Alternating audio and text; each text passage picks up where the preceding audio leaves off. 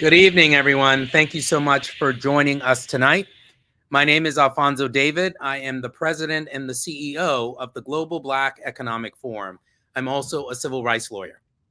And hello, everyone. I am Ebony McMorris. I'm the White House correspondent for American Urban Radio Networks. And we are so pleased to be here tonight. And I'm happy to be co hosting this town hall, Paint the Polls Black. Ebony, we're so happy to have you back. We missed you last week. Thank you for joining us again this week. For everyone who's joining us, earlier this year, we launched Paint the Polls, which is a voter awareness, voter registration, and voter mobilization initiative. It is being supported by the Sundial Group of companies, which includes Essence, the Global Black Economic Forum, Girls United, Afropunk, Refinery 29, BeautyCon, and the New Voices Foundation.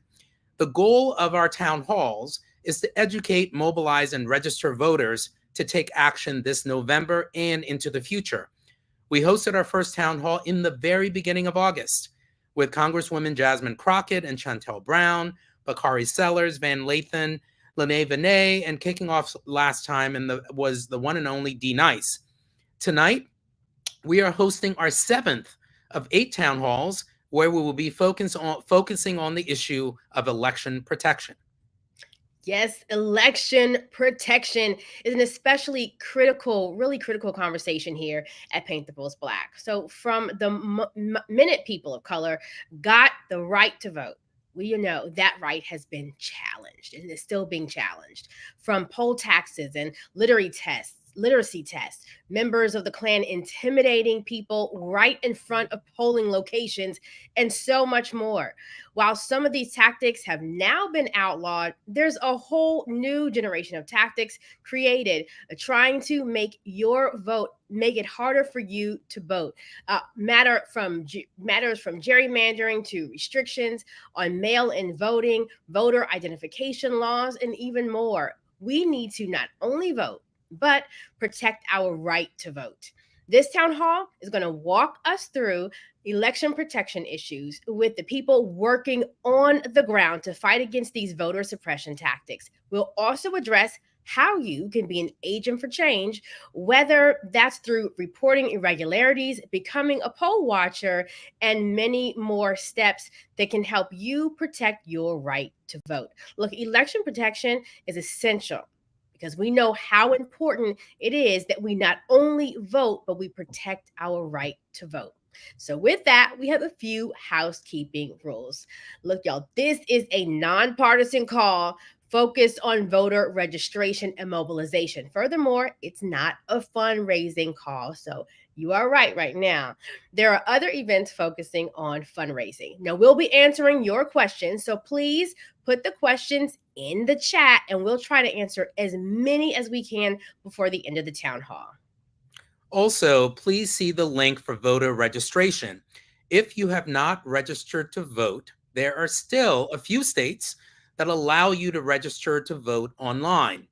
If you haven't already registered to vote, or if you've already registered to vote, I should say, in the past, we also want you to check your registration to make sure it's accurate. So let's just say you registered to vote 10 years ago, or 20 years ago, or last year. We want to make sure you check your registration to make sure it is still accurate. You can do that at vote.gov. You can also find resources at Paint the Polls Black. And finally, please sit back, relax, and of course, enjoy the town hall. Now, before we get started, I want to spend a few minutes setting the stage for where we are currently. We are 15 days until the election for national, state, and local races. In the battleground states, the polls show, with a margin of error, that former President Trump is leading in Arizona, 49% to 46%. He's also leading in North Carolina, 50% to 47%. Vice President Harris is leading in Georgia at 51% to 47%, in Michigan at 49% to 47%, in Pennsylvania, 49% to 47%, in Wisconsin, 50% to 47%. Both former President Trump and Vice President Harris are tied at 48% each in the state of Nevada. Now, we know that 13 million people have already cast their votes through various methods of early voting. As we discussed in a prior town hall, almost every state allows some form of early voting. There are only 3 that do not. We encourage you to check the website again at vote.org and confirm the process for voting early in your state. Voting early, checking your voter registration, and being diligent around this election specifically is so critically important, given how close this race is. You just heard the numbers. We know that some people and some institutions are trying to discount and reduce the power of your vote, which is why today's town hall is about election protection. Election protection is about ensuring our constitutional right to vote is protected, is about making sure that you know all about the resources that exist to help you. And it's also about making sure that regardless of where you live in this country, regardless of who you support, on a national, state, or local level, your vote counts. And we want to make sure that it is counted in this election. And Ebony, as we were talking about earlier, I saw as an Associated Press article that highlighted so many challenges this year alone. They are counting more than 63,000 voters were challenged in the state of Georgia alone. That highlights how important this issue is. One thing I will say, since we've been doing these town halls, and as educated as we are and talking about encouraging everybody, we did a town hall talking about what is your plan to vote. And I think the conversation was on like taking your chats and talking to your family about it. And I'm not playing Alfonso. After that, I literally got on a chat with some of the young people in our family. First question was, are all y'all registered to vote? Some of the people who were not, I was surprised. I was like, wait a minute. We talk all the time. Why are you not registered to vote on a college campus, talking politics, but not activated? And so I said, no, we doing this. And we were trying to have a family plan to all vote together on the 5th. I was like, scrap that. I need everybody to early vote. I need all y'all to early vote because I don't want any hiccups. Because honestly, Alfonso, there are going to be a lot of people, if you don't check your registration, they're kicking people off left and right, and some states way more than others. I don't want anyone who really cares about their legacy and their future to go to the polls on November 5th and find out you cannot vote. Exactly right. And it is so important that we have this conversation in our community to make sure that people are aware. We don't want you to be surprised. And we have a great roster of folks that have been working on these issues for years. Yeah. And I think we're going to shift over to our first set of guests. So, Ebony, I'll turn that over to you. Yeah, that was a great way to kind of kick off. I just want everybody get a family plan together, vote early. But like you said, we've got some experts that are really going to show you why this is so important and why you must vote and vote early. Joining us now to talk about their on the ground work protecting our vote are Damon Hewitt and Camilla Factory. Damon is the president and executive director of Lawyers Committee for Civil Rights Under Law. He has led the organization to many critical victories, including a win against the Proud Boys. Y'all know the Proud Boys, who attacked the historic Black church, getting rid of gerrymandered legislative maps in Mississippi, and so much more. Damon has also been a collaborator with the Global Black Economic Forum, working together on the Fearless Fund case. Camilla Factory is an activist, author, and national organizer based in Texas. Currently, Factory is the senior national coordinator for election protection for the Lawyers Committee for Civil Rights Under Law. Factory is currently spearheading a national voting rights campaign, Ose Ase, Black Women Answering the Call, a campaign aimed at giving Black women their flowers for their invaluable contribution to democracy, as well as recruit Black women to become poll monitors for the 2024 general election. Thank you, Damon. Thank you, Camilla, for joining us. We're really thrilled that you're here today. and welcome to Paint the Polls Black. My first question for you both is, can you explain the election protection initiative that we launched with you? The Global Black Economic Forum, along with the Lawyers Committee, launched this initiative. Talk to us a little bit about why is this initiative important, particularly in this election cycle? And Damon, maybe we'll start with you. Sure. Well, and I'll turn quickly to Kimia, who's really the heart and soul of it, of the effort on our end. But, overall, election protection is about us. The hotline number is 866 Our Vote, and that's not by accident. This whole thing started after the 2000 election debacle in Florida. So some of your audience may not have even been of voting age. Some people may not have been alive at that point. But there was a time when we had all kinds of confusion for days about who actually won the election. And the one thing everyone realized was nobody knew who to call. And, lawyers don't typically lead movements, but when movement needs a lawyer, you got to know who to call. And it's not just lawyers, it's also people, other advocates on the ground through our communities. So election protection in the 866 Our Vote hotline and the website 866ourvote.org are here as a resource for all people, but primarily for folks like us who are historically from communities that are disenfranchised, people who in communities that are typically targets of intimidation, targets of voter suppression, targets of voter purges, which we're seeing all too common today.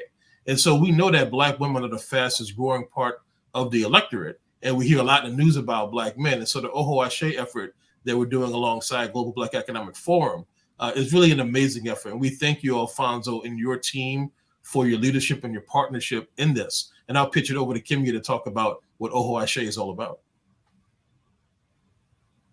Absolutely. Thank you, Damon. Thank you, Global Black Economic Forum, for having us tonight. So Oho Ashe is actually a derivative of Yoruba dialect. Ashe meaning the blessing of the ancestors, and Oho meaning eye, right? Together that means the watchful eye of the ancestors.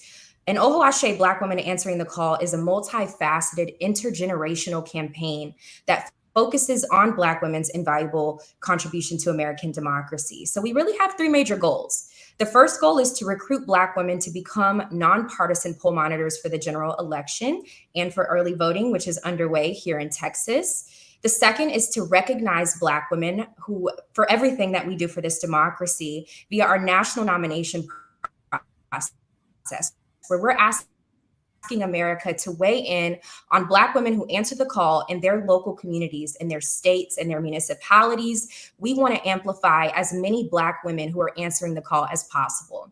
And our third goal is to literally and figuratively give Black women our flowers. Black feminists taught me that. And that is something that I really wanted to bring into this campaign, is that Black women, we deserve our flowers while we're alive. We deserve our flowers while we work hard to put down the cobblestones of this democracy. But the reason that Oho Ashe is such an important initiative is because this is a historic election. Black women, we have always been very strong voters. We have been at the forefront of voting and engaging with elections. But better yet, Black culture is the blueprint of many things in this country. And Oho Ashe is a campaign that just reaffirms what we already know to be true, that Black women show up, and every time we bring our essence and our beauty to the table. So further, we also know that with this general election, that there is renewed excitement. People are wanting to be a part of the process. So Global Black Economic Forum and Lawyers Committee came together to say, what can we do to harness that excitement and also help Black women, as well as the rest of the country, understand that our elections are sacred and that they deserve to be protected. So Oho Ashe, Black Women Answering the Call, is a testament to all of that. But we really want people to get involved and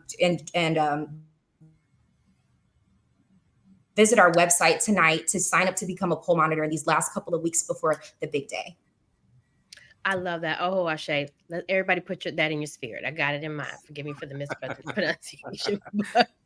Brush up on my Yoruba. But it's such a strong name, and so I love that. I want to ask about a lot of the recent reports that we've seen. We've seen a lot of reports of voter roll purges in states like North Carolina, Georgia, Texas, Virginia. How does this initiative plan to address and even mitigate the impact of these purges on Black voters? Because I really don't think people, if you could paint the picture of how big it is and how many people are being affected. Can you talk about the impact of that, especially on Black voters? Sure. David. Well, it seems that the name of the game these days is if we don't think you're going to vote for our person, then we don't want you to vote at all. And so it used to be that we worried about voter purges where there was the state or the government trying to suppress votes. And we saw a lot of voter suppression bills from 2021 in particular, after the summer of George Floyd and Breonna Taylor. But now what we have is this surge of not just state actors, but private actors. So individual organizations that make up tricky names, or a political party, like in the case of the Republican National Committee in North Carolina. In North Carolina, the RNC filed a lawsuit in state court trying to claim that 225,000 people should be kicked off the voter rolls because there was some defect allegedly with their registration. 22% of the people who will be impacted are Black folks. And so they are really going after as many people as they can, but targeting particular communities as much as they possibly can as well. And so the numbers are massive and potentially huge. That lawsuit is being duked out in court right now. At the Lawyers Committee, we filed briefs in that case. And so we take in calls from the hotline of people who are wondering, asking questions, hey, will I be impacted by this? But we're also litigating these cases in court as well, even as we're pushing in the halls of Congress and in state legislatures as well. So it takes all three facets, directly touching voters, fighting in the courts, and also fighting the policy battles as well, because you're seeing this in multiple states. We're litigating this in North Carolina, in Virginia. DOJ filed in, Department of Justice filed in Alabama. We're also litigating a similar issue in Texas as well. And what we can't do is leave it to these states to defend the voters, because this is an era where we see states at war with their own people because they're willing to disenfranchise people, take away their fundamental rights, while partisan folks have a heyday. We can't have that, not for our people and not for our community. And Damon, I think what you're highlighting here, unfortunately, is something that we've seen for years and for decades. And we want to bring on a special guest who has taken some time to join us tonight. Civil rights activist and leader, the Reverend Al Sharpton, has been doing this work for a very long time. Folks, if you don't know who Reverend Al Sharpton is, open up your history books because you need to. He's a very ask somebody. Yeah, ask somebody. He's a very good friend of ours. He's a civil rights leader. He is the founder of the National Action Network. He has been fighting against injustice and fighting for equality his entire life, from fights against police brutality to fights for equity in the boardroom. He has really been a champion for change and a champion for equality and equity. And Reverend Al, as we are getting closer and closer to Election Day, we know that you've been doing an extraordinary amount of work all over the country. You certainly have your television show on MSNBC. You have your radio show. You've been engaging with voters. We want to first welcome you to Paint the Polls Black. And then if you can just give us your general thoughts on what you're seeing on the ground around the country. Well, thank you, Alfonso, and thank you, Sister Ebony, and all that have gathered, our colleagues, in this fight for protecting our voting rights. We must remember that this is an election, and people often say, and I think sometimes people take it lightly, about how consequential an election is. But this is the first election that we're having after the Supreme Court outlawed affirmative action, which also put DEI on its deathbed, that we're trying to resurrect. It is the first time we've had an election since voting rights was taken out by the Supreme Court in terms of the guts of it. And it's the first time women's right to choose is taken out. I raised that to say that we have seen much of the gains around civil rights, voting rights, and women's rights wiped out in the last 18 months because we did not vote in the numbers we should have, could have, and in some ways, as Damon said, were blocked or in many ways obstructed by local, state, and county elections boards. They knocked us out, and then many of us did not vote at the numbers we could. And we ended up with a president that was able to nominate 3 Supreme Court justices, confirmed them through a Republican Senate, and was able then to surgically and strategically remove a lot of the rights that were gained. So when we talk about voter protection and fighting voter suppression, we're also talking about preserving what gains we already had. A lot of people are saying, what am I going to get out of voting? First, we need to restore what we've lost Mm. and then go forward on what we can gain. And I think as we in National Action Network have been engaged in a voter turnout tour in terms of our voting rights. We've already done Philadelphia, we've done Columbus, Ohio. We're on our way to 8 other locations around the country. Is to enlighten people what we have lost. I'm stunned at people don't realize how much this Supreme Court has surgically taken a lot of our rights away, literally taken our rights away, that people died and suffered to get us in the first place. So if anyone, any group, any race, any ethnic identified group has a reason to come out and paint the polls black, it's us. Because we've the ones that not only been ignored, we've been abused and we've been neutralized. So what these groups that are on with you tonight, Ebony and Alfonso, represent is our line of protection and our line of defense against a war that was waged against our rights. The problem is that most of us don't realize the war has been in the process of even going further, and therefore we're not on the battlefield fighting. We have the numbers, we have the people that can do it if we can just inspire them to come out in big numbers and then protect these votes by the people you have on this line. This is critical. When you hear Donald Trump say this, just vote for me and this will be the last time you have to vote, he means that because they intend to restructure what voting will be like in this country. If they get one more term, we're talking about the possibility of 2 more Supreme Court seats up. If they have a 7 to 9 court, our grandchildren, great grandchildren, will not know the America that we knew.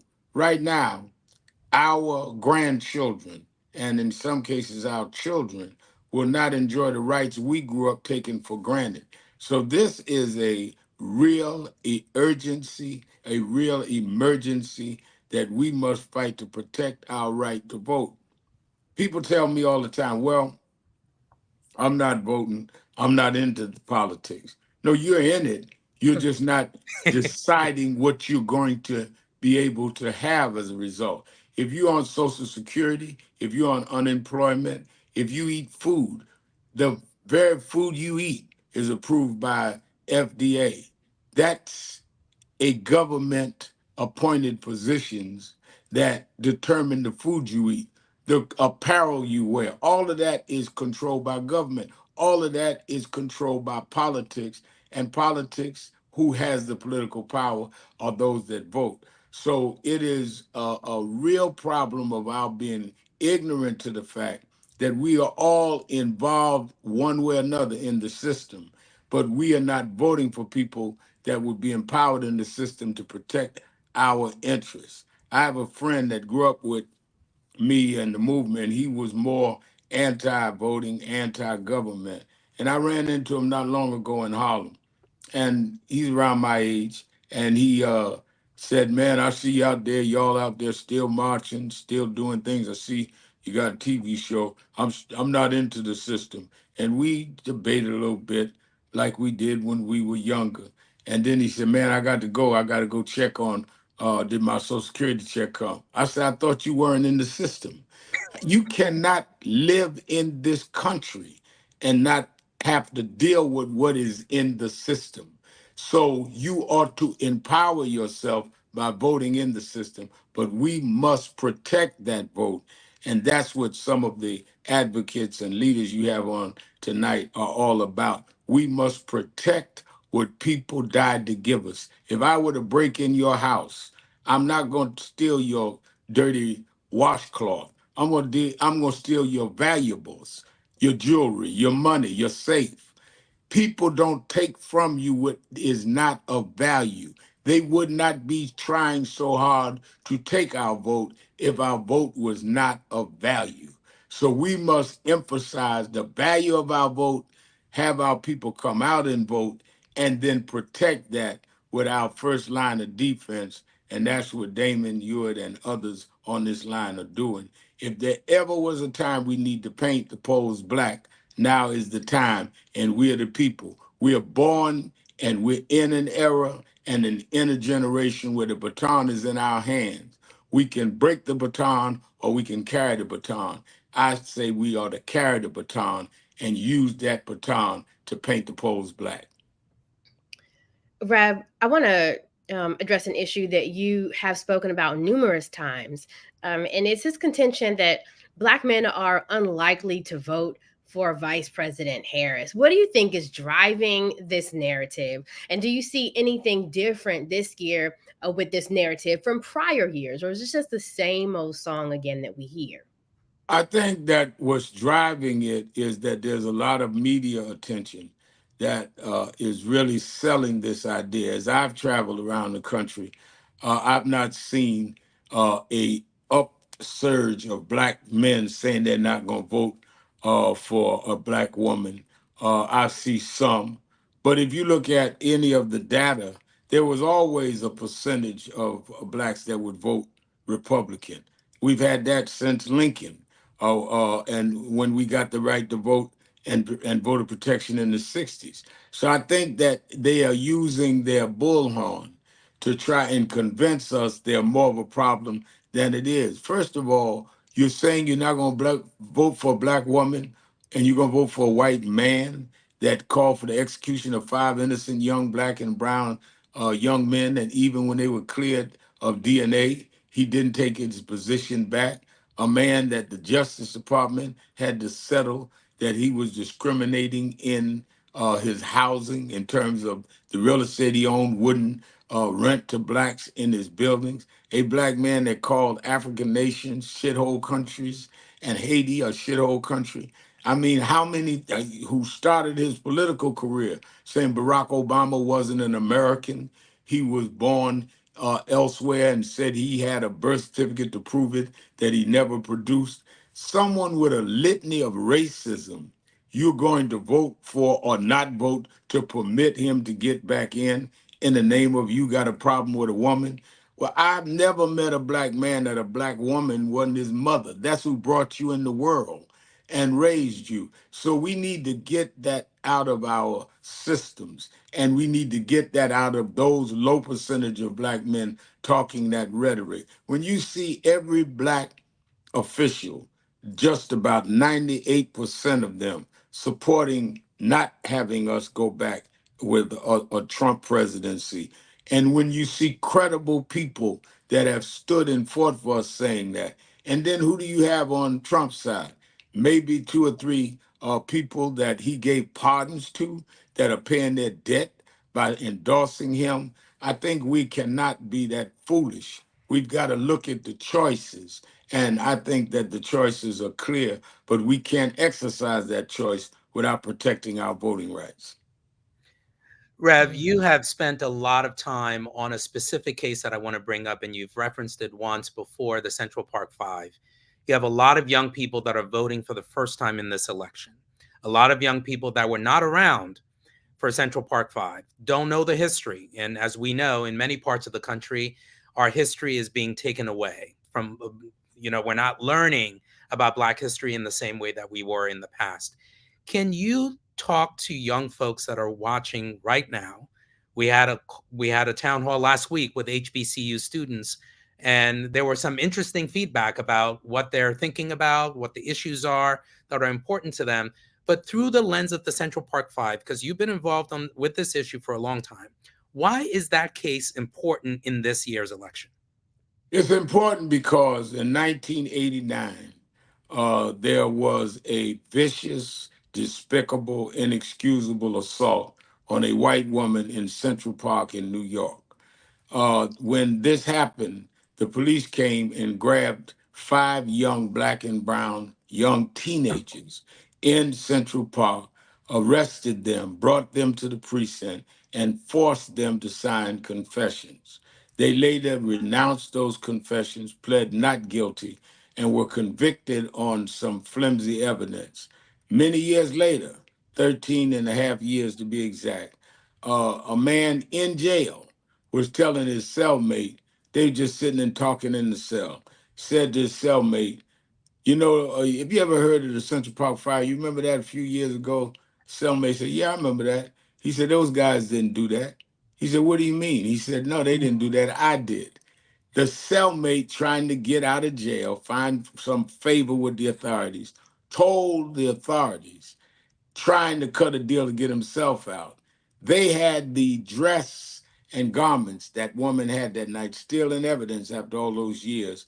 They took the DNA from the evidence, matched it to the evidence they had on those guys, one of whom had done 13 years in jail. A few of them had only done 7, which is 7 years to do something that you were not guilty of.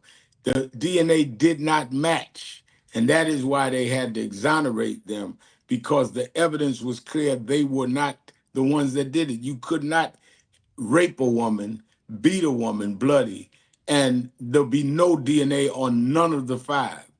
That's at the time, Donald Trump, who was a real estate mogul at the time, he never spoke out in 86, 3 years before that, when a black kid was killed in Howard Beach just for being in the neighborhood. Never spoke up in 89, the same year this happened, when a black young man named Yusuf Hawkins was killed in Bensonhurst because they said we don't allow blacks in the neighborhood. Donald Trump never stood up on a race issue in New York City, his hometown and my hometown. But he took out an ad, paid $85,000 for an ad saying, bring back the death penalty and execute these 5 young men. So it was, first of all, New York didn't even have a death penalty. He called for it to be returned.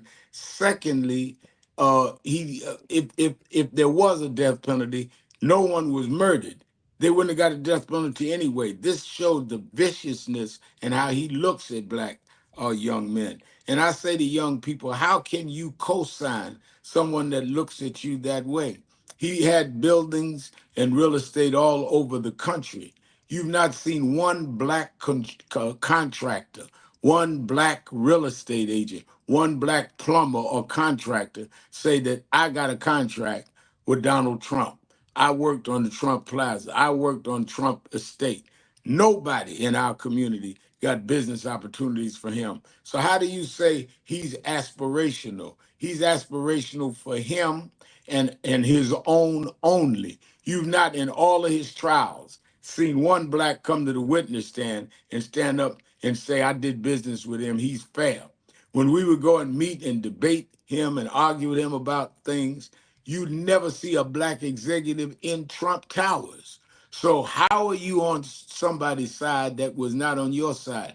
I tell young black men and women, even in my own organization, National Action Network, that it's not about are you on Kamala's side or Trump's side. It's are you on your own side? You should be for who was for you. And if a man is 78 years old and has never shown he's for you, what makes you think he's going to be for you now? Lastly, let's remember, Alfonso, Donald Trump was the president for 4 years. We're not talking about somebody that we can say, well, let's see what he does when he gets in. He got in.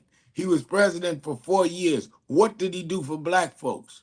Kamala Harris can lay out. She co-authored the George Floyd Justice and Policing Act that Republicans in the Senate 100% voted against it. It didn't get through because 2 moderate right-wing Democrats went with them.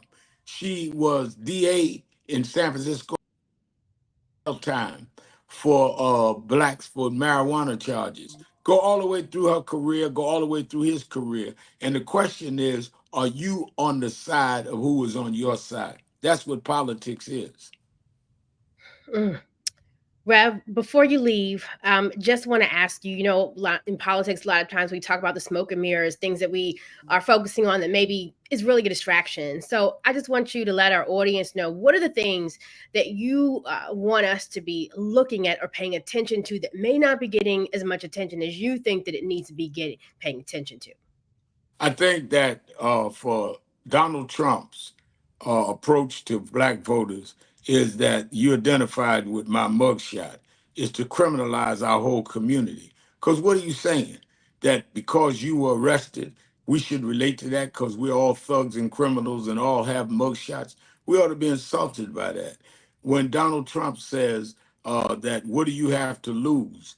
Never laid out a policy program for what black people would gain. Never did it when he was the president. So it's a matter of your self-respect and your self-esteem.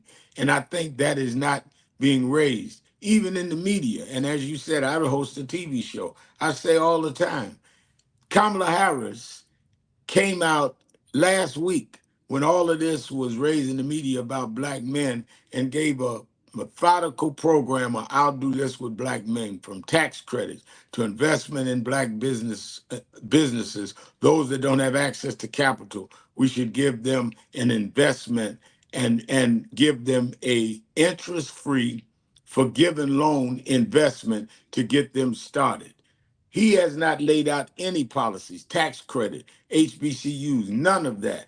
All he has said is, y'all identify me because I have a mugshot. I've been indicted like y'all were. Yeah, he caused the indictment of 5 innocent young men.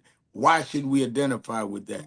All I'm saying is put his plan for blacks against her plan for blacks, and you'd have a blank piece of paper against someone that came out with an outline of what they're standing for.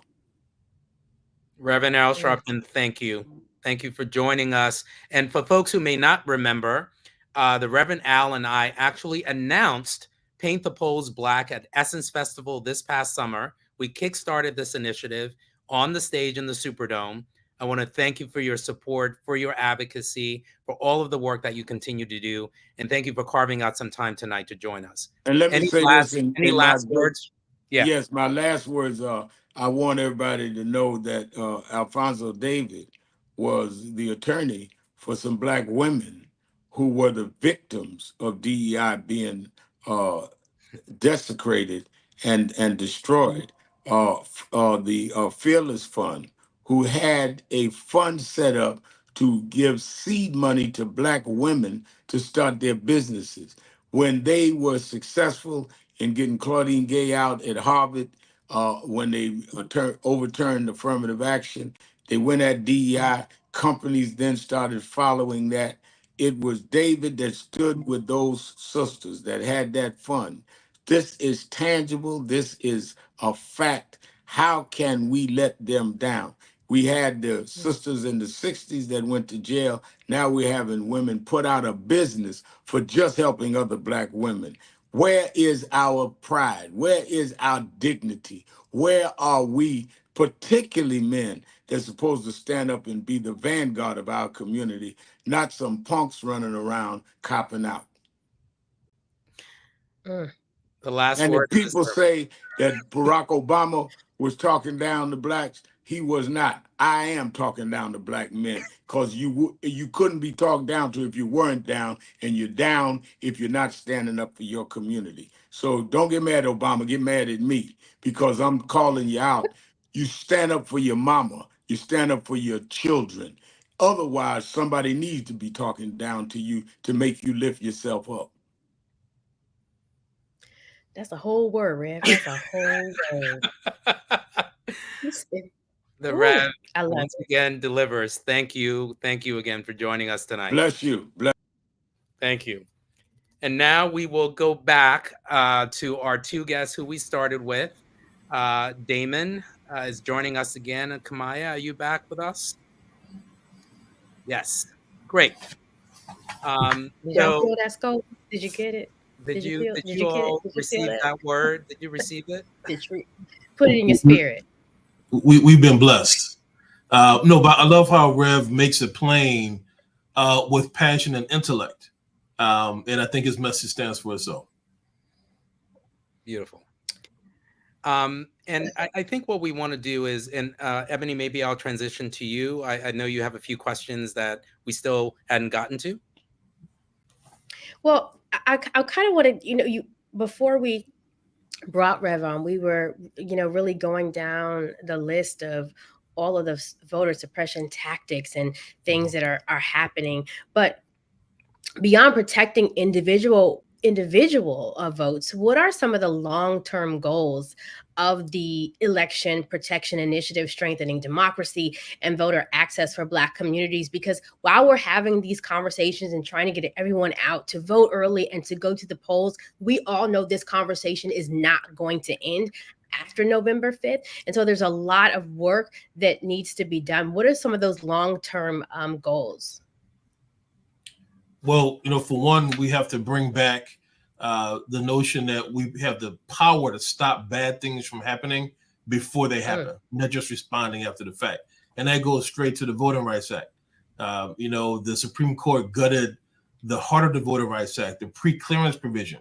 That was the part of the act that said that in states that have a documented history of racial discrimination in voting, which is going to be a lot of your Black belt all throughout the South, but also some northern areas as well, that anytime they change a law, like all those voter suppression bills we saw in 2021, all those tricky changes, we don't need drop boxes here, or there's one drop box in your entire county, or we're going to change the polling hours and make it shorter, things of that sort. All of that had to be pre-approved either by the Department of Justice, the U.S. Department of Justice, or by a federal court. And so that was called the pre-clearance provision. And what pre-clearance did is it stopped a lot of those bad things from happening, because the onus was on those states and those counties to prove that what they were doing would not have a negative effect on Black voters. And so without that protection, we have to now come after the fact and try to stop them, even sometimes after these things have already started happening. So we need that legislation back even stronger than it was before.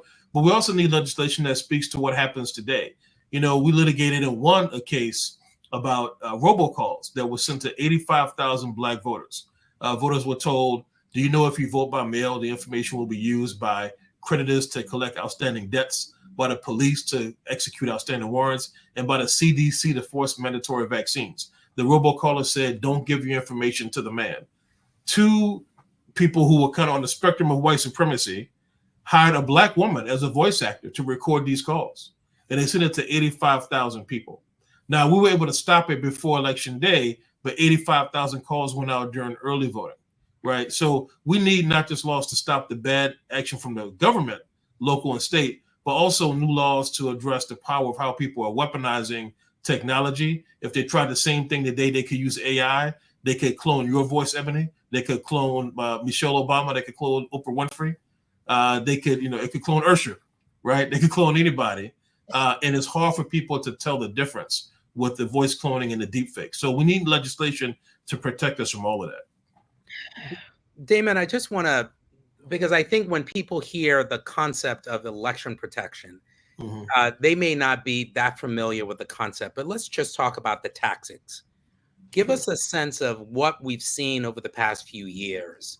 And Camilla, I think you're back with us.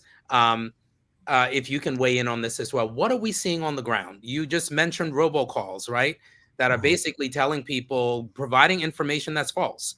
But if you can give us some other examples for folks who are watching, so that when they see some of these voter suppression tactics, they know what they are. Camilla?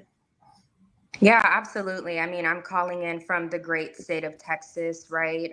Voter intimidation, voter disinformation is rampant in the state of Texas. We see everything from firearms at the polling place to disinformation that is spread by AI. And what the Lawyers Committee wants you to know, as well as actually, let me circle back, Black and brown voters being actively purged from their zip codes and their voting lists without their knowledge, right? Voters are showing up to the polls thinking that they can cast their vote and being told that they cannot because they were removed from their voting list, right?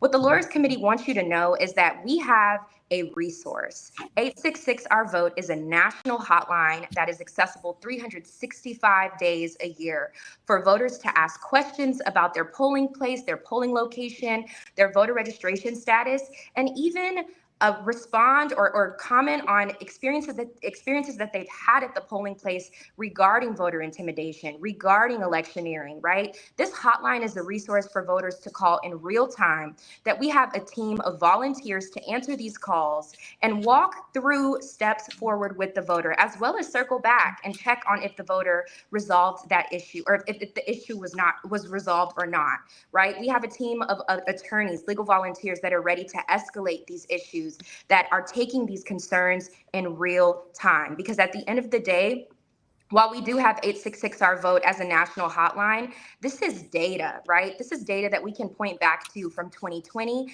and that we can point forward and say this polling location had quite a few number of voters that felt intimidated, right? So at Lawyers Committee, not only do we have an amazing team of civil rights attorneys ready to litigate for the future of protecting our democracy, but we also have a national hotline that you can call, that you can web chat, and that you can text at your discretion. Camilla, thank you for that. I want to have Damon give us the last word on this.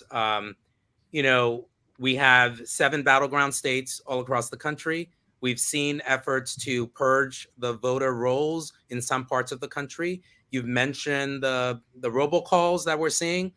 I want to give you the last word for folks who are watching about election protection, to give them a sense of what they can do, and some of the, I think, the most challenging and surprising tactics that you've seen in this work day in and day out.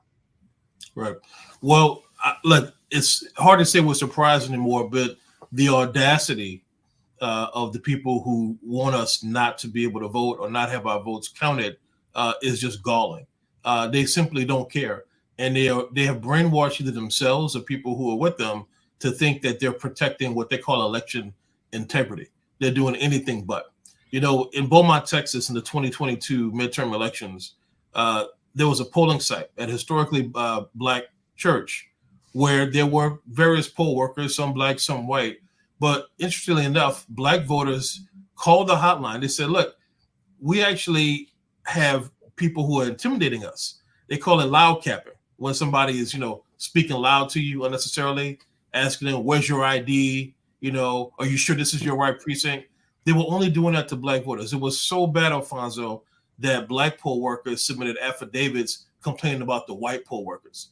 We were able to actually go to court in emergency relief and get some of the most offensive white poll workers removed from that polling site during that voting period, and also for the election that followed. And so the most important thing to do is, if you face intimidation, if it's a questionable robocall, if it's a strange piece of mail, if it's a strange text message or email, or if it's somebody in your face or somebody across the parking lot with guns and Confederate flags, call a resource. But also, don't let people drive you away. Don't let them push you away from that polling site. If you get turned away, don't leave without calling somebody. Call 866 Our Vote. Or if there's a local community contact that you trust, call that community contact. Don't let anybody turn you away. As important as it is to make your plan before you vote, it's also important that we demonstrate the resolve we know is in us, and don't let anybody turn you away without exhausting every remedy. Even if you have to cast what they call a provisional ballot in the federal races, cast that provisional ballot instead of being turned away. Don't let them win. Damon Hewitt, thank you for coming on. Camilla Factory, thank you for coming on as well, both from the Lawyers Committee for Civil Rights. Thank you for doing the work. Thank you for the partnership with the Global Black Economic Forum. And now we want to actually shift from the advocates that have actually created the infrastructure to support us in election protection to the folks that are actually on the front lines, poll monitors and election protection lawyers. Ebony, I'll turn that over to you. Man, I just want to say, don't let them win. I'm going to keep saying that all night long. I love what Damon Hewitt said, but we're continuing our conversation, and this is going to get even better, you all. We have Couture Tops, and we also have the Honorable Lorraine Beerbill and Reverend Dr. Susan K. Smith. They are joining us to share their knowledge. Couture is a civil rights lawyer who recently appeared and was a finalist on CBS Survivor. Her advocacy is shaped by her experience escaping an extreme and sheltered religious society, and she now uses her perspective as a cult and child bride survivor to speak out for others who are experiencing injustice. Lorraine Bireville is a legal volunteer in Texas. Her passion for helping to shape legislation and policy has helped protect elections throughout a court ordered Texas redistricting map and preventing the state of Texas from implementing voter ID as drafted. She has been appointed and served on the Citizen Election Advisory Committee in Dallas and is a co founder of the Barbara Jordan Leadership Institute, a civil rights and social action organization. Reverend Dr. Susan K. Smith is a poll monitor and peacekeeper. She is the founder of Crazy Faith Ministries in Columbus, Ohio. Since 2016, Reverend Smith has coordinated the Ohio Election Protection Peacekeeper Program, which activates a network of faith leaders and social workers to de-escalate tense situations and keep everyone safe at the polls. Thank you all for joining us. Yes, thank you indeed for joining us. And I know Dr. Smith is running a little late, so we're going to start with you, Lorraine, because I know that you have to drop off in a few minutes. And just give us a sense of what you do in Texas, what the challenges are that you're seeing on the ground for folks to know. Absolutely. So I'm very proud to be one of the people who's an attorney who's actually successfully sued Greg Abbott. Which I would say is voter suppressor in chief in the state of Texas.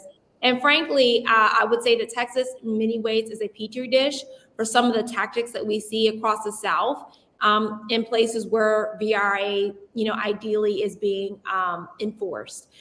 So I will say in real life, some of the things that I've seen, we've seen situations where voters have had to make 4 trips just to make sure that their vote counted. We've seen things such as state troopers peering through the home of a senior citizen who is simply supporting seniors in her community vote by mail. I have been in Beaumont, Texas, last election cycle when voters were told that they were not eligible to vote, when in fact they were eligible to vote. So these are things that we see in Texas, unfortunately, on a daily basis in real time that we are actively on the front lines fighting against. And I can tell you in every single one of these examples, we have fought back and won. Now, when you talk to people about the work that you're doing, because I think some folks who don't live in Texas, or they may not live in other states where we're seeing voter suppression efforts escalate, what do you want to communicate to them and what can they do? So if I live in New York, or if I live in New Jersey, or if I live in another part of California, maybe, and I want to help, I want to provide support to you and others that are doing this work, what can I do? Well, I would say for sure, if you're an attorney and you want to volunteer for the 866 Our Vote hotline, please do that. I've worked in the hotline. I've also obviously been at the polling locations and I've worked in boiler rooms. So if you are a legal professional, you don't have to be an attorney to help with this. But if you are some sort of legal professional and you want to help in places like Texas and other states that are really seeing this in real life, please contact the Lawyers Committee, like Camilla brought up. You can sign up to volunteer for 1-866 Our Vote. Also, you can report situations that you see in real life. If you are in a position to volunteer, such as being a poll watcher, you can volunteer to be a poll watcher. I've seen many things happen at the ballot board, which is the place where vote by mail applications are reviewed, verified, and in fact counted. So there are lots of ways that you can participate beyond being a legal monitor that are impactful and meaningful, but really just getting out there, being accessible, being available to help. All hands on deck are truly needed at this time. And I have one last question for you because I know you have to run. Give us a sense of why you have to run tonight. And because I think it's important for people to understand, right? This work, we're doing this work. We're almost at 9 p.m. Eastern time. We're doing this work at all hours of the night. Why are you dropping off? Why is this important? I'll just give you an example of something that happened today. We had a polling location here in Dallas County, which Dallas is considered a progressive island in a Red Sea. We've got a few of those islands in Harris County, which is where Houston's located, Austin, Texas, and some battleground places like Fort Worth, Texas. So I'll give you an example. Today, we had a polling location in a predominantly Black precinct where one, the polls did not open on time. Number two, we had poll workers telling people that the documents that they presented were not valid when we do have a court order. For example, in the case I brought up earlier, VCV Abbott, where we did successfully litigate that, we have a standing court order that allows voter registration cards to be accepted as valid identification so long as they present and sign the reasonable impediment form. So we have election workers that unfortunately they're following the training that's been promulgated from the Secretary of State that in real time de-emphasizes some of the documentation that voters are allowed to bring to prove that they are eligible to vote. We have polling locations that are telling people only 5 people are being allowed to vote in any given time, when we know that the equipment and the staff supports a greater number of voters. So these are the things that we're having to deal with. And so that is the reason why I'm not able to stay on as long as I'd like. We are actually working to address these things in real time in places like Texas. Well, I want to thank you for all of the work that you do. We have a number of questions for Keturah, but thank you for everything that you do, because she also does similar work. But again, we know that you have to run off, and thank you for joining us. Thank you. Ebony? I don't know about you, even though we know the information, I get so angry, Alfonso. I'm over here like ruined because I like I'm burnt up, and I can only imagine Keturah day and even you too, Alfonso, right? I'm talking to 2 attorneys day in, day out. You're hearing, you're seeing, and you got this bullhorn that you're trying to tell people, like in Spike Lee movie, like, wake up. Yeah. I need you to wake up about what's happening around you. I'm looking at the comments that are coming through, and I saw someone say, people need to know about this. Yeah. And you know what's really frustrating, Ebony, and I'm just so excited to be here with everyone. So thank you all so much for having me. I just want to emphasize, so I've been doing this work for quite some time. I've been a civil rights lawyer for nearly a decade. I've worked in all of the different realms. I've been an election protection lawyer. I've been a poll worker, poll monitor, all those spaces. And the most infuriating part of what everybody has said is these are the exact same issues every single election cycle. Not only the primaries, midterms, we see this repeatedly all the time, and it's specifically targeted towards our communities. So I'm really excited to answer some questions, but I just want to highlight for anybody listening, these are not new. This is not going to stop. This will continue to happen. And that's why we have to be collectively as diligent as possible. What was the very first time, and Ebony will probably tease this out. Yeah. But when was the very first time that you did this work and it surprised you? Because, I've been practicing now for close to 25 years. And there have been a few surprises with some cases that I've taken where you sort of realize that things are happening in a way that maybe you didn't fully anticipate. You knew that these things happened in the past. You just didn't think that they were still happening. Maybe you can give us a sense of when did you first see that happening in this work for you? Yeah, absolutely. Unfortunately, there's countless examples. And I mean, I will just say, I was excited to say I've been practicing for nearly a decade, and then you just put me to shame with that 25 years, Alfonso. But, I think one of the most jarring encounters that I was doing election protection work in Missouri, my home state. And I remember specifically that someone had called the police because there was a line of Black voters. Some people started arguing and people called the police. And it seemed kind of routine. There was a disagreement. Still didn't seem like it needed to be escalated to that level, but there it was. And what happened is actually we had a large slew of police officers just kind of post up in front of the polling location. Now, mind you, we're in a predominantly Black area at a predominantly Black polling site. I think we were actually at a Black church. And we had a large group of police officers just standing in front of the polling site with their arms crossed, fully armed. And I would watch as people would drive up to the location, circle around, and then leave. And we saw it happening over and over again. And basically, what was happening is we had all of these people who were coming up and were nervous about why the police were standing in front. And so people have legitimate concerns. You know, are the police going to be there? I might have warrants. Could I possibly risk getting arrested?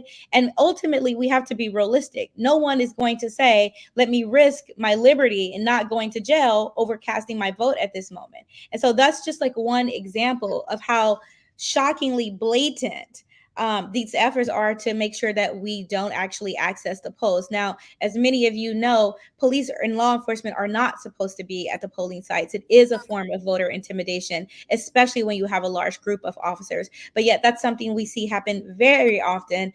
And you could see people in real time literally deciding, I'm not going to do it. I want you to slow down, because a lot of people don't know that. A lot of people don't know that police are, or officers are not supposed to be there. And so someone may get intimidated. Someone may think, oh, they're there to protect. But I want you to just kind of go over that a little bit more, because no one really goes down and reads rules about what is and what is not supposed to happen at polling locations. They just don't, you know. So they don't know whether to report that or to call and say, hey, you out of bounds on this one. Mm-hmm. Well, I would first say what I tell everybody, and I'm talking about people in my personal life, and when I'm speaking about this publicly on social media, is report everything. Absolutely everything. The first time I worked for election protection as an attorney was back in 2016. I think like my first year out of law school. And I quickly realized, while being on the receiving end of getting all of those calls of people reporting stuff, nothing is too small. I think someone mentioned it earlier, but it is the most important thing for collecting data in real time to see which polling locations are having specific issues and why, where those issues are coming from. And even if you aren't able to have it fully rectified in that moment, it can be helpful to protect others at that polling location later on down the line, or have other remedies addressed. So always report everything. I always say that. And then two, polling locations have very strict guidelines, actually. There are limits on how many feet people can be if they're not nonpartisan. Poll workers, poll monitoring, how many feet away from the polling location they can be. And specifically in relation to law enforcement, I believe it is 100 feet away from the polling locations. Now, I can't speak to every single state and every single location. For most of the places that I've worked at, law enforcement is not supposed to be within 100 feet of the location unless there is some emergency or extenuating circumstances.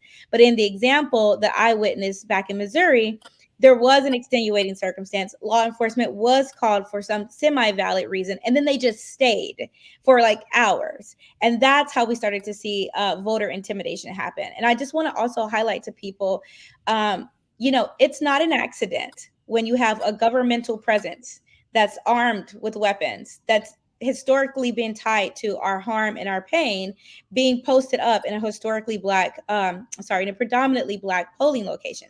It's not accidental. So anytime you see anything and you're not sure about it, or you have to question it, I would say call. There's nonpartisan poll monitors at every location, and they're there to answer your questions. But as we heard from examples earlier, even the polling workers may not always be advantageous for us or always on our side. So I literally tell everybody, call 1-866-RVOTE. You can text them all the time. That hotline is available, and there is a lawyer on the other side waiting to answer your call. And I just want to highlight this point that you mentioned, because I think sometimes people think, I can't really report anything unless it happens to me. Right? Unless I was asked for another form of ID, unless I was harassed, I can't really report. Talk a little bit about the context of people reporting, not only things that are, you know, voter suppression tactics that are directed to them, but voter suppression tactics that they see. I think that's a crazy important point, Alfonso. Speaking as a lawyer that practiced primarily here in New York, I think we often have this view that a lot of these voter suppression efforts, voter disenfranchisement efforts, all of these things are happening in the South, right? That's what we're hearing about it a lot, but that's just frankly not true. These issues are happening across the country in every state. There may be different levels to it, but it is consistent in every single state in this country. And so what's most important is for people to be able to speak up, because a lot of the times when you are the subject of that, it's embarrassing. It's scary. You don't know what to do. You don't know the rules. You're not walking into your polling location having read all the guidelines for your polling location. And quite frankly, you don't have to, and you shouldn't have to. And so if you're experiencing something, I've seen people be told, I'm sorry, you have to leave. You don't have a proper ID, or you don't have an exact signature here. All of these things. In that moment when that happens, you are more likely to say, okay, I have to trust the person that's here that's telling me that information. And you may not always call. But if you call, if the person who's seeing that and experiencing that as well call, that now that's 2 reports. Now that's multiple reports. And that puts a flashlight on a highlight on that particular polling location. So I would say there is no such thing as over reporting. There is no such thing as how dare you report something that didn't turn out to be something that you thought it was. Report every single thing. What we have to reiterate, and I was really glad that Reverend Al Sharpton mentioned this. This has been the plan in our country for decades. This has always been the goal has always been to target Black voters and make sure that our votes do not count, that we have less access to gaining political power. It's not by accident and it's not occasional. It's rampant and it's increasing. People feel that we're in 2024 and things are getting so much better. They're actually getting worse. We're seeing a reduction in rights and access of protections of Black and brown voters from our federal government. We're literally seeing a rollback of the Voting Rights Act in our lifetime. And so I just want to highlight how serious this is. It's not a light thing. It's incredibly dangerous, and it affects all of our lives. Thank you so much for that. Now that we've talked about this from the legal perspective, we want to spend a little bit more time talking to poll monitors who are doing the work on the ground when you walk into a polling station. We're very, very pleased to have with us the Reverend Dr. Susan Smith, who is a poll monitor and a peacemaker. She's the co-founder of Crazy Faith Ministries in Columbus, Ohio. And she's going to talk to us a little bit about her experience serving as a poll monitor. And I'll turn it over to Ebony, who's going to ask her a few questions. Thank you so much for joining us. Look, Reverend Smith, with all we just said and heard, we don't want to scare people. What made you want to become a poll watcher? Like, you are very important in this conversation, but what is your drive after knowing all that? I want to be a poll watcher. Well, I'm actually more of a peacekeeper than a poll watcher. Yes. And that's a whole different thing. We base our, and I don't know if I wanted to do it. I think I just kind of fell into it. But with all the craziness that's going on, it just seemed like it was a necessary thing to do because there's so much anger and misinformation, disinformation, malinformation, people wanting to jump down each other's throats. And actually, for us, the goal is to make sure that everybody in line gets to cast their vote. So we really don't have a lot of room for foolishness. And so what we do as peacekeepers, I hope I'm not taking us too far from the question you asked, but what we do as peacekeepers is train people how to handle contentious situations, so that if somebody is acting a fool, I'm sorry, just acting a fool. We are trained to, and we use principles that were practiced in the civil rights movement of the 60s, but this nonviolent thing, where you de-escalate a situation with your voice, with your, so you're not showing any type of resistance or violence or challenging. What you're trying to do is listen to somebody who you really don't really want to listen to, but you're trying to calm them down. And we call it a ministry of presence. And what we do is, and we have found, we first started off just having clergy persons be peacekeepers, but then as we trained people, we had social workers and psychologists and stuff who had also had good training in de-escalation, and so we used them as well.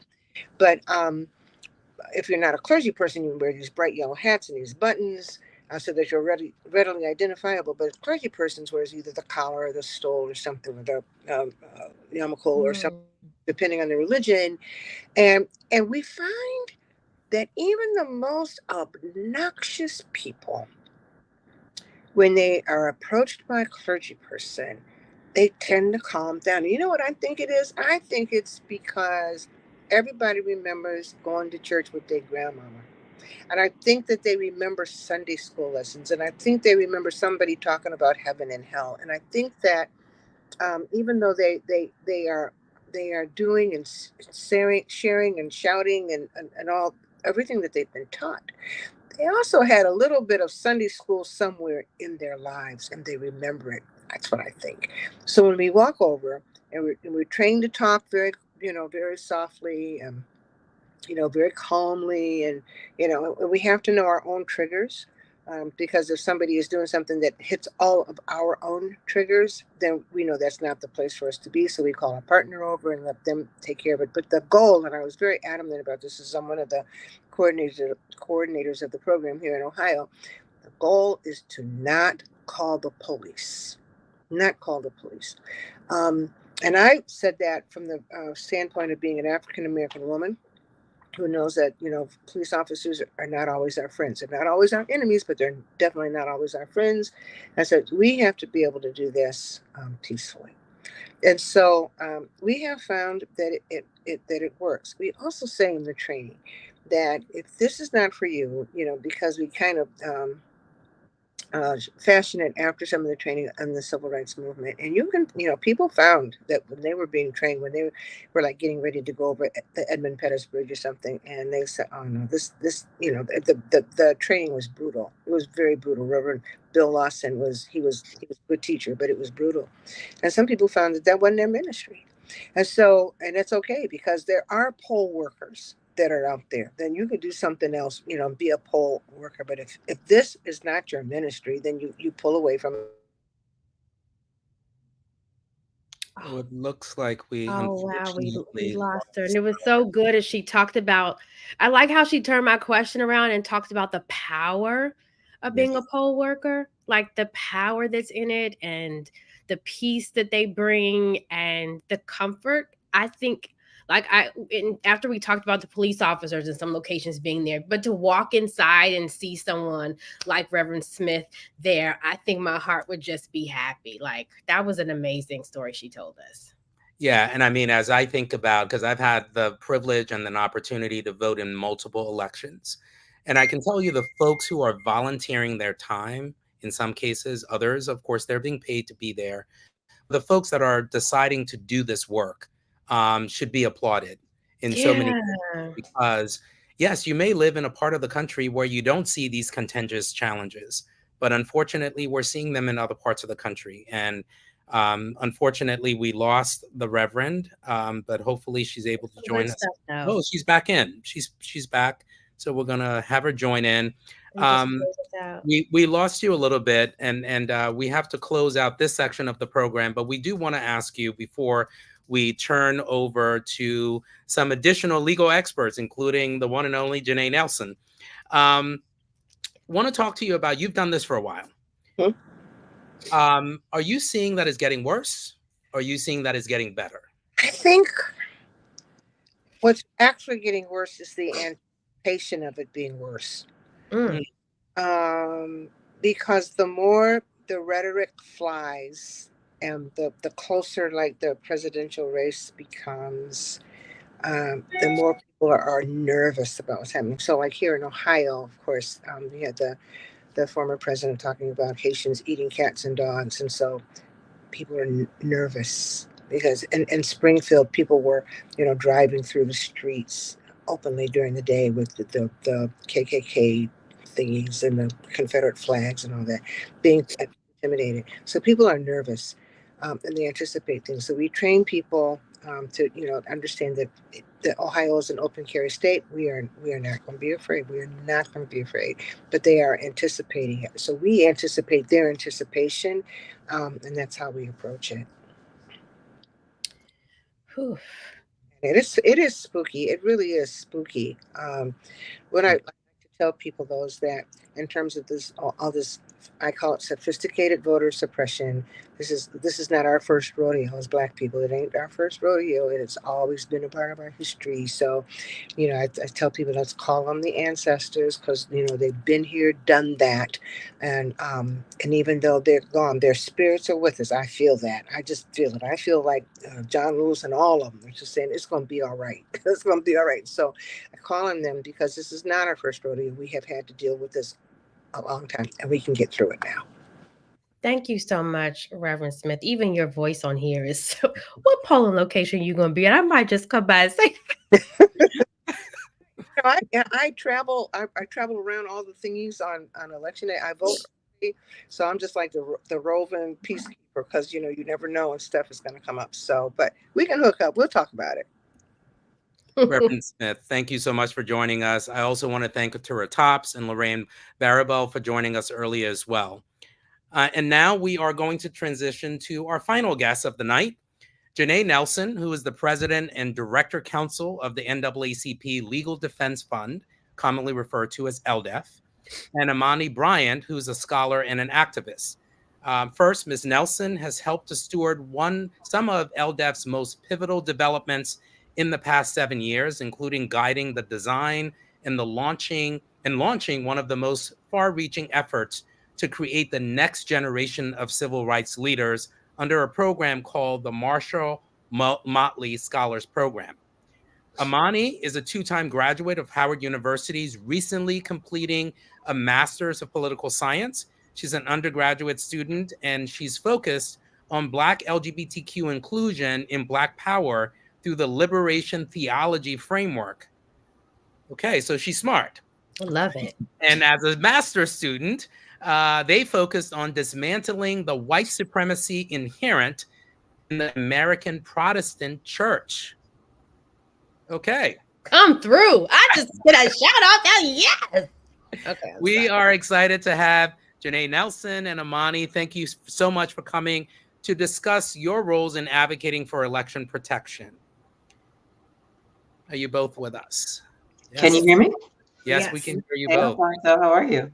I'm good. We're all facing a little bit of anxiety as we approach the next few days, the next few weeks of the election. And I think what I want to do, Janae, is maybe start with you, because so much of this, unfortunately, ends up in the courts. Mm-hmm. And maybe you can give folks a little bit of context of what you think are the most significant ongoing litigation efforts that are aimed at defending or challenging voting rights. We had Damon Hewitt on earlier, who gave us a little bit of a context as well as to what the Lawyers Committee is doing. But maybe you can tell us about, from your vantage point, what do you think are the most significant ongoing litigation efforts that are aimed at defending or challenging voting rights? Sure, happy to talk about that. Hello, Ebony, and hello, Imani. It's wonderful to be on this panel with you all. We at the Legal Defense Fund have been fighting for voting rights for the past 85 years. And it's what we did at our founding, and it's what we've sadly had to continue to do. We've enforced the Voting Rights Act in countless cases. And as many people know, the Voting Rights Act is no longer the strong piece of legislation that it once was because of the Supreme Court. So we now have to use other tools. We've been in state courts, we've been in federal courts. We just had 2 victories last week that I think is really important for people to know about. We've worked with, some of our colleagues, including the Lawyers Committee, including the Advancement Project, and other organizations that fight to protect Black voting rights in particular and to expand voting power. But Georgia, as you know, is a hotbed of voting rights challenges and restrictions. And so we have been very active in Georgia. We proudly represent Delta Sigma Theta, the League of Women Voters, and a group of individual voters. We're working with partners at the Southern Poverty Law Center and Campaign Legal Center. And many people have read in the news that Georgia, the state election board, adopted some new rules this past summer that were aimed at putting a lot of power and authority in the hands of the election board, many of whom are political actors and operatives. And one of the most concerning rules that they adopted was a procedure where they could just use their discretion to revisit the balloting and to hand count the ballots, which we know could lead to potential election sabotage. So we testified against it. We wrote amicus briefs in support of ending that rule. And just last week, we received 2 victories in enjoining that rule, or the host of rules that were enacted. So we are very happy with that result. We expect that that may be challenged as well. And if so, we're going to continue to litigate it as far as we need to make sure that the election is not stolen, that it is not infected with this type of partisan activity, and especially in those counties where Black voters can make a difference in the election outcome. And that is something that we've been doing for decades, and we will continue to do it this election, where we are seeing even more significant challenges to the right to vote. But that's just one state. We are in many states. We actually have an election protection program across 7 states, mainly in the South. We also have expanded our election protection program to include the canvassing of ballots. So we're protecting the vote once the ballots have been cast. We want to make sure that they are fairly counted. So our whole operation is very extensive, and we invite anyone who's interested in joining and volunteering with us. As I just heard the Reverend mention, being a poll monitor, we bring an army of people to the polls every election, and this year will be the largest effort yet. If you want to sign up, you can go to ldf.vote. That's ldf.vote. Let me ask you really quickly, in our last segment, Couture said something that stuck out to me, and that is, don't be deceived if you're not in the South, basically, because there are northern states that are having some of the same issues as well. Not as much, but we know that it's still happening. Can you talk about anything that you're seeing there, so people in North don't get so comfortable? And then after that, Imani, I want to you to discuss your experience going back to the South, but attempting to submit a mail-in ballot in Georgia as an undergraduate student. But Janae, I'll start with you. Yeah, absolutely. I mean, people try to disenfranchise Black people across the country. I'm in New York right now. New York was covered under the Voting Rights Act, and people don't recognize how many voting rights violations happen across the country. So the South is definitely a place where folks are targeted. It's where most Black people live, which is why LDF does a majority of our work in the South. But we have our eyes on everything, everywhere. We look at Pennsylvania, we're looking at Michigan. We're looking at Wisconsin. We're looking at a number of states as well, because we know that those are also magnets for the type of disenfranchisement that we fight against. And Imani, you talk about your experience when you tried to submit a mail-in ballot in Georgia as an undergraduate student. Yeah, so in 2016, I actually was not eligible to vote. I was a senior in high school. So my very first election was the 2018 election, where everyone remembers we were voting for Stacey Abrams. It was a really electric time. I was an undergraduate. I was a sophomore at Howard University, and I submitted my absentee ballot application months in advance. The state claimed they lost my application. I never received my ballot. I was never able to vote in my first election. But the absentee ballot voter roll was also leaked on the internet, and many of my friends who were also from Georgia had their addresses leaked on the internet, and most of us lived in the same dorm on campus. So it was a very scary time, and we had many people protesting our campus. We had in the spring earlier that year, we had the Westboro Baptist Church protesting our campus for who knows what reason. And so it was a very scary time. And in 2020, that was my first presidential election. I voted by mail, as most people did. And I spent weeks tracking my ballot online and making sure that it was counted. I did the same thing when we had to vote in the runoff election. I was very, very invested in making sure that my vote was counted in 2020 and in 2022. And because Georgia is once again doing the same old song and dance of suppressing Black vote, I have been actively checking my voter registration. I have been making sure that all of my friends from high school, especially, are registered to vote in the state, and making sure that we are not purged from the rolls.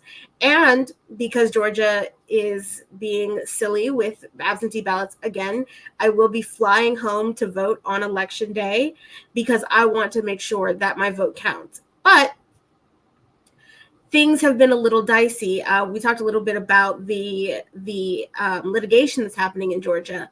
I've lived in the Georgia 13th, represented by David Scott, since that district was established in 2002, due to the 2000 census. And because of some funny things with the 2020 census and the recent litigation, I never voted to live in the Georgia 14th, but I do now. And in this election, I'll be voting in the Georgia 6th because of the way things have kind of shaken out. So it's been a very strange time to be a Georgia voter and to just watch all of this happening. Actually, that's a really good point that you're flagging. And I want to go back to the litigation issues, Janae, just for a second, because we have a lot of young people who are voting in this election for the first time. Or we have a lot of folks who may not necessarily be aware of the history of, lawsuits and legal challenges. We have an environment right now where people perceive there to be a lot of lawsuits. Like there's a recent wave of lawsuits and legal challenges on everything from D&I to voting rights. Mhm. And if you can talk a little bit about what do you see, what is your view of what these lawsuits mean in terms of their immediate impact and in terms of the longer term fight for voting rights? Well, these lawsuits are essential to ensuring that we are able to enjoy our constitutional rights and that we are able to build Black political power. I am very proud of the fact that due to a lawsuit that the Legal Defense Fund brought and argued before the Supreme Court just 2 terms ago, we now have a second Black opportunity district in the state of Alabama and a second Black opportunity district in the state of Louisiana, in addition to legislative districts and other smaller jurisdictions that now have more Black voters able to elect candidates of their choice. That only happened because of litigation. That only happened because we had brave clients who were willing to invest the time and energy to work with us through the courts and to testify and to do all that was needed to create more Black political power for their communities and their families and for future generations. So litigation plays a essential role. We wish we didn't have to bring it, but we do. And it's something that has really powered our elections for decades. We also bring emergency litigation on the day of the election when you have a situation, for example, where a polling site may close or machines have been down for a long time and they don't extend the hours to accommodate the people who are online, or there needs to be some other intervention using the power of law to make sure that people's rights are still respected and enforced. So litigation is not something that we should be concerned about, or it shouldn't deter us from wanting to participate. It is a necessary part of making sure that we stand up for ourselves and we stand up for our rights. And you have organizations like ours to rely on to do that for you. I want to ask you really quickly, Janae, on the federal level, because you were at the White House not too long ago. I remember, and speaking with other leaders at NAACP was there. Senator Tammy Duckworth was there. And one of the questions that I have, and I'm still wondering, is there anything at this moment on the federal level that can be done to help push and protect voters, or anything you want to see come out of this administration, even if it's an executive order? I know that there have been backroom conversations being held about what can be happened to strengthen voting rights, but we're so close. Is there anything that you're hopeful that could happen? Yes, yes. I'm so glad you asked that question. So we do have some existing laws that are doing some powerful work right now. We have the National Voter Registration Act, called the Motor Voter Law, and that helps to regulate how people get on the voting rolls and stay on. And so we've been using that to make sure that states are not trying to wipe people off the rolls this close to the election. So we've engaged in that type of advocacy as well. You have the Help America Vote Act, which regulates the machines and the operation of elections and election administration generally. So there are some really important laws in place that we are utilizing. But what we're missing is a very robust Voting Rights Act, because as I said earlier, the Supreme Court gutted the Voting Rights Act in 2013 in a case called Shelby County versus Holder. And ever since then, we have been fighting to create a much more expansive law to protect voting rights. And I'm proud to say that we have a package of 3 incredible bills that we want to push to get passed the moment we elect a Congress that will do it. And that is the John R. Lewis Voting Rights Advancement Act that will bring back all of the protections that we lost in the Voting Rights Act and create more so that we will not be facing this type of threat to the existence of our democracy again. There's also the Freedom to Vote Act, and people may remember that was a law that was initially introduced by Kamala Harris as a senator, and it creates basic protections. It allows young people to register to vote early. It makes sure that everyone has 2 weeks of early voting across the country, so it's not dependent on what state you live in or whether your city does it or not. It creates uniform rules for every citizen in the country to be able to exercise their right to vote freely and fairly. And then there is the Native American Voting Rights Act to make sure that our brothers and sisters who are part of indigenous populations here are fully protected, because they have very unique challenges and obviously deserve greater protection for the right to vote. If I could add one more thing, and this is federal legislation, but it pertains to DC, making DC a state, right, where you have so many disenfranchised voters because they aren't represented as fully as every other American is in federal in Congress and generally speaking. And so this will give them full voting rights, full statehood, and that is something that will help those communities who have been disenfranchised for so long. So pay attention to those pieces of legislation, and it's important that we elect a Congress that will help get those passed. Imani, listening to this, listening to Janae talk about all of the legislative efforts and litigation all across the country, understanding what you experienced firsthand in Georgia.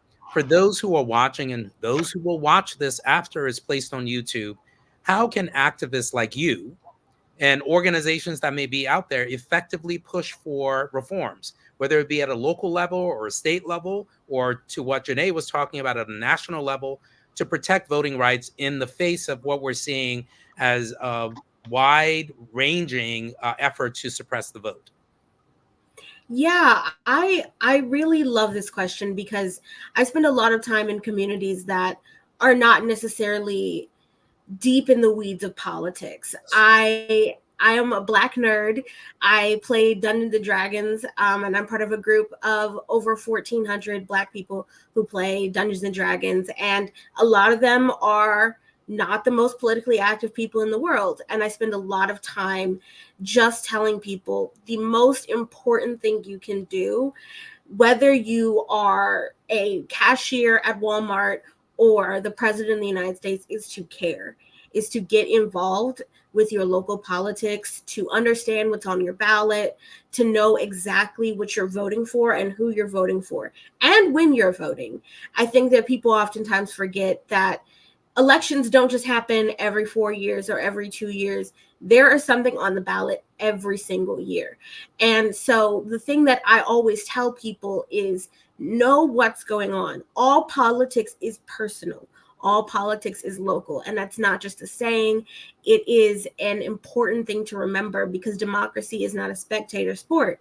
It's something that you actively have to participate in, or you will be left on the sidelines. And so I tell people in my communities who are not super politically active, people who don't live in DC, people who didn't get 2 college degrees from Howard University, you have to care about the little things on the ballot, from special taxes to pay for new buildings at a school to who you're voting for president. It's all important. And I also tell people that the local stuff is the most important. And I spend a lot of time in my communities just helping people understand what's on their ballots, because it is truly the most important thing you can do when you are not the most politically active person in the world. Thank you for that. And to close us out, Janae, I'll just ask you this. There are tons of people that watch Paint the Polls, thousands of people that watch this. We are closing out on an election season. We hear about the litigation and the legislation and all of the challenges that we're confronting ahead of us. Where do you get your hope to do this work? And what do you want to say to the folks that are listening? Oh, that's such a great question. I get my hope because I look at both ends of the spectrum in terms of generations. I look at the history of Black people and everything that we have been able to do against every possible odd there is, and how we've been able to transform this country. And then I look at the future generation and all the promise and potential that they have and the things that they want to do to protect each other, to protect climate, to expand our concepts of humanity and identity. There's so much more that we can do, but we have to harness our power to get those things done. I see more young people running for office. I see more people being engaged and pushing the envelope, pushing the boundaries. And I am just thrilled and excited about the country that we can create together. But we've got to get past this election, and we've got to get the right people to work with us to advance this promise of multiracial democracy. So I'm just energized by our clients, by the staff at the Legal Defense Fund, and by all the people that we represent, because I just think that this is an opportunity for us, that we are on the cusp of something incredible, which is why people are fighting so hard to keep it from us. And I just look forward to getting us through this election and getting really knee deep in the work of democracy. Janae Nelson, thank you so much for taking some time. Imani Bryan, thank you for taking your time as well to join us tonight. I want to thank all of our speakers, from the Reverend Al Sharpton to Damon Hewitt from the Lawyers Committee for Civil Rights, to Camilla Factory from the Lawyers Committee for Civil Rights as well. We had Kortora Tops and Lorraine Barabel and the Reverend Dr. Susan Smith, and of course, Janae Nelson and Imani Bryan. Thank you for joining us. We hope that for all of you who are watching, that you have more information now. We hope that you are registered to vote, and we do hope that you vote. Our right, as we talk about every single week, is sacred. Our right to vote is sacred. People died to give us the right to vote. And if we don't exercise it, someone else will vote and decide our future. So we hope that this once again serves as a meaningful resource for you. We want to thank the Sundial Group of Companies, which of course includes Essence and the Global Black Economic Forum, Girls United, Afropunk, Refinery 29, Beautycon, and the New Voices Foundation for continuing to support our town hall. I want to repeat Damon Hewitt when he said, don't let them win. Don't let them win. Look, the stakes are high, and we want to make sure that you have the information and the resources and the support that you need to exercise your right to vote and to protect your future. This is our seventh of eight, Alfonso, engagements, and we'll be taking part in another Paint the Polls Black. I look forward to having more of these conversations soon. So we want you to visit paintthepolls.com.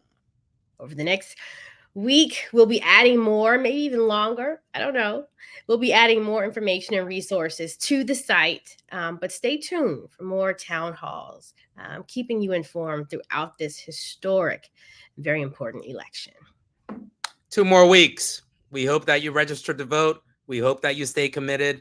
We hope that you avoid the misinformation. We hope that you follow all of the resources. We hope that you vote early. Thank you for joining us again. Paint the Polls.